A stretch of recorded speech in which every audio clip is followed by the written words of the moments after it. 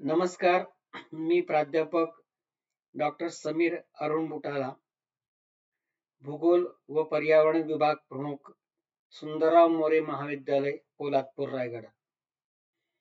हा जो विषय आहे हवामानातील बदल, त्यातला एक महत्वाचा भाग आपल्या समोर मांडण्याचा माझा प्रयत्न आहे.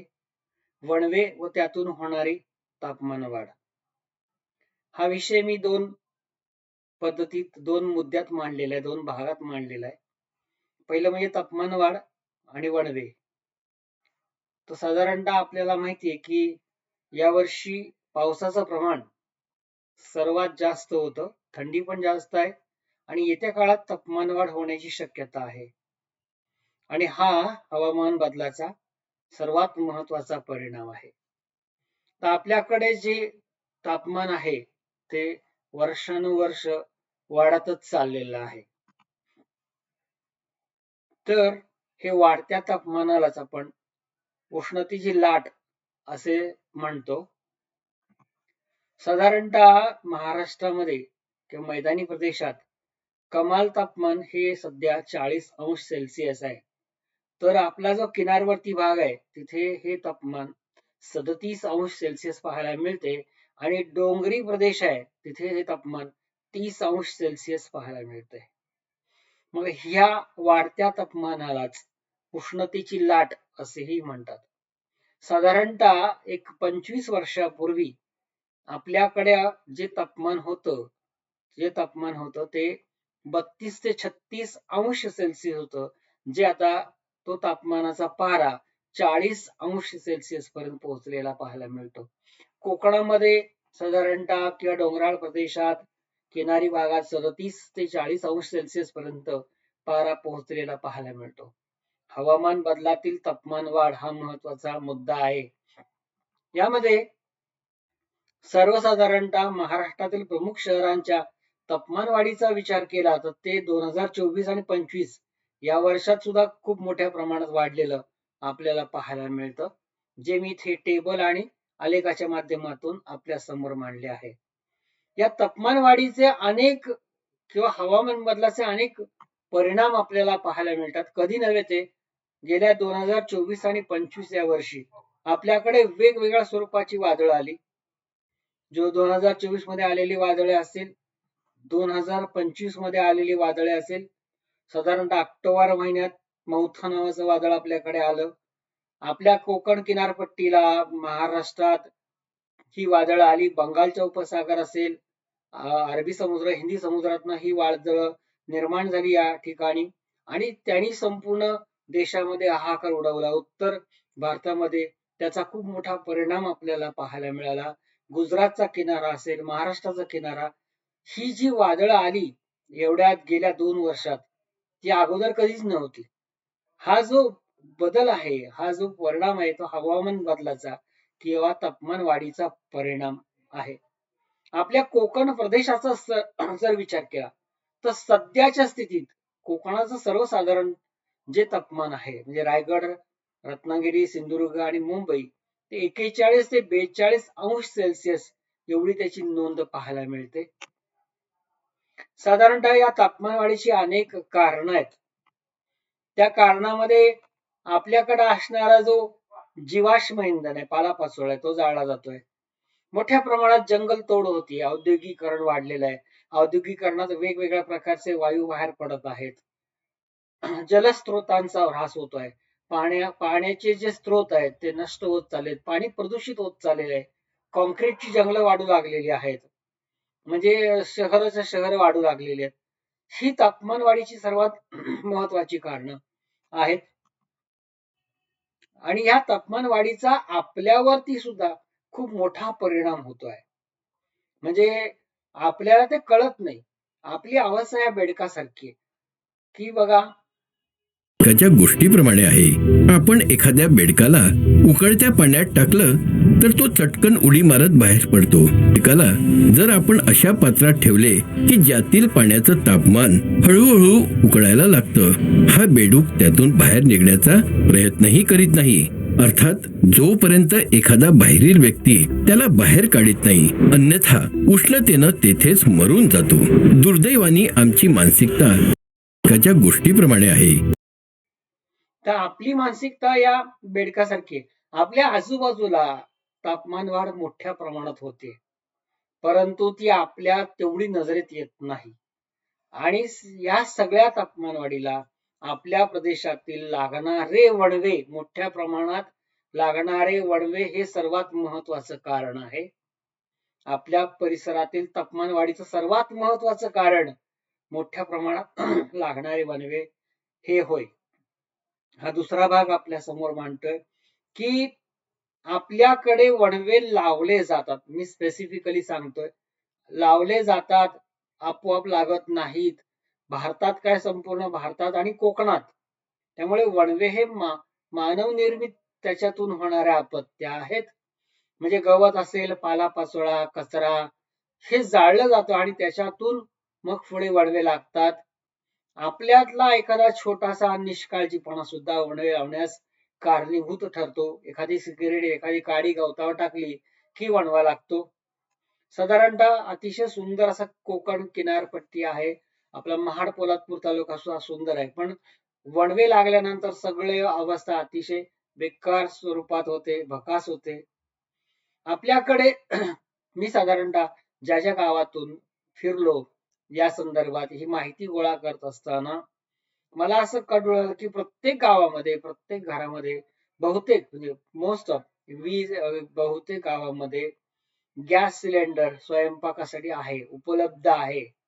तरीही आज कित्येक घरांसमोर जंगलातून फाटी गोळा केली जातात किंवा ती वर्षभर साठवली जातात. म्हणजे वणवे लावायचे, अर्धवट जळलेली झाडं आहे ती तोडायची आणि सरपण म्हणून त्याचा वापर करायचा. आजही कित्येक गावामध्ये जे जेवण आहे ते चुलीवर केलं जातं. म्हणजे हेही कारण आहे. काही कारण मला माझ्या अशी निदर्शनास आली की बहुतेक जे डोंगर आहेत ते पावसामुळे वनस्पतीने साकारलेले आहेत. संपूर्ण वनस्पती आहेत, गवत आहे काही ठिकाणी, आणि हे जे सुकलेलं गवत आहे, या सुकलेल्या गवतावर पाय पडला तर घसरण्याची शक्यता असते आणि त्यामुळे डोंगरावर जाण्याची पाऊलवाट नसते. मग ती पाऊलवाट निर्माण करण्यासाठी कित्येक ठिकाणी वणवे लावले जातात आणि त्यामुळे डोंगर नष्ट होतात. काही काही गावातील गावकऱ्यांशी संवाद साधला असता ते म्हणतात की गवत जळून गेलं की पुढेच्या वर्षी येणारं नवीन गवत हे ताजं कोवळं असतं, ते गुरांना हवं असतं. पण आम्ही अशा प्रकारे जर गवत सगळं जाळलं तर गवताबरोबर इतरही ज्या औषधी वनस्पती आहेत, ज्या महत्वाच्या वनस्पती आहेत, त्या सगळ्या नष्ट होतात. हे कारण आहे. पुढचं कारण असं मला पाहायला मिळतं, आपल्याकडे जंगल वणवे लागले की जी झाडं असतात अर्धवट जळलेली ती तोडली जातात आणि मोठेच्या मोठे ट्रक भरून ही झाडं शहराकडे, मुंबईकडे रवाना होतात. म्हणजे कदाचित बेकरीच्या आयटमसाठी, बेकरी लागण्याच्या ज्वलनासाठी किंवा शक्ती साधन म्हणून ही आपण कोकणामधून कितीतरी ट्रक अशा प्रकारचे ओंडके लाकडं नेताना पाहत असतो. म्हणजे हे सुद्धा वणवे लावण्यामागचं कारण आहे. तर हे वणवे लागल्याचा परिणाम साधारणतः महाड पोलादपूरमध्ये जास्त प्रभावाने दिसून येतो की आपल्याकडे महाड तालुक्यात जवळपास 48 गावं ही दरडग्रस्त आहेत, जी आपल्या समोर मी दाखवलेली आहेत. मग ही दरड जी आता आपल्याकडे कोसळते त्याचं कारणच वणवे आहे. कारण वणवे लावल्यामुळे त्या डोंगरावरचं असणारं जे गवत आहे ते सुकलेलं गवत जळून गेलं की त्याने धरून ठेवलेली माती सुट्टी होते आणि पावसाच्या पाण्याने ती सगळी वाहून खाली येते आणि हळूहळू ती माती सैल झाली की ती दरडीच्या रूपाने खाली येते. आज गेले काही वर्ष या महाड तालुक्यामध्ये, पोलादपूर तालुक्यामध्ये मोठ्या प्रमाणात दरडी कोसळत आहेत. म्हणजे 48 गाव आहेत, पण ज्या ठिकाणी मनुष्य हानी झाली तिथली गावं आपल्याला कळतात, पण अशी कितीतरी डोंगर आहेत की तिथे दरवर्षी दरडी कोसळतात. म्हणजे 48 गावा महाड तालुक्यात दरडग्रस्त आहेत. म्हणजे या प्रत्येक गावातील डोंगराकडे साधारण डिसेंबर नंतर जाऊन बघितलं तर सगळे डोंगर काळे टिक्कर पडलेले पाहायला मिळतात. पोलादपूर तालुक्यात जवळजवळ 15 गाव आहेत जी दरडग्रस्त म्हणून घोषित झालेली आहेत. म्हणजे वणवे लावल्यामुळे हा सगळा प्रकार, वाढते तापमान हा आपल्याला पाहायला मिळतो. सर्वात महत्वाचा म्हणजे वणव्यांचा परिणाम, की त्या डोंगरावरती वणवा लावला, तिथली माती सुट्टी झाली, ती खाली आली आणि पावसामुळे ही माती वाहत नदीच्या पात्रात आली. नदीच्या पात्रात ही आल्यामुळे नदीचे पात्र जे सखल झाले आणि मग आलेलं पावसाचं पाणी, आपल्याकडे पाऊस पण तेवढाच पडतो, आलेलं पाणी जे आहे ते नदीत न मावता नदीच्या संपूर्ण भागात पसरतं आणि आपल्याकडे पुरासारखी मोठी समस्या निर्माण झालेली पाहायला मिळते. दरवर्षी ही समस्या आपण पाहतो.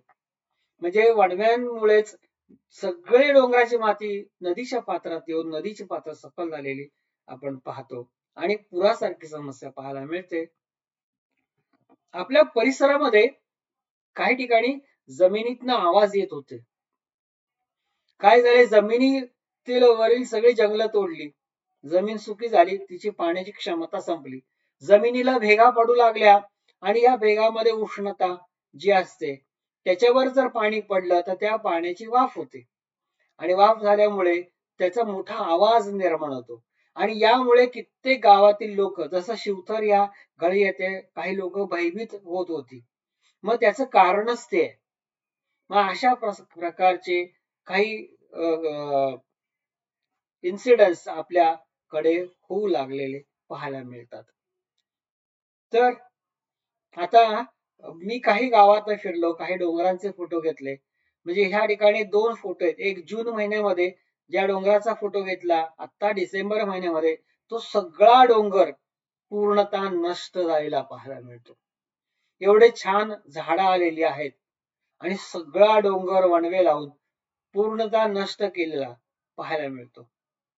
आता कोण लावतं, कशा प्रकारे लावतं, याविषयी मी काही जास्त सांगणार नाही, पण अशा प्रकारची परिस्थिती सध्या महाड पोलादपूर परिसरात खूप मोठ्या प्रमाणात, रायगड परिसरात खूप मोठ्या प्रमाणात वणवे लागतात.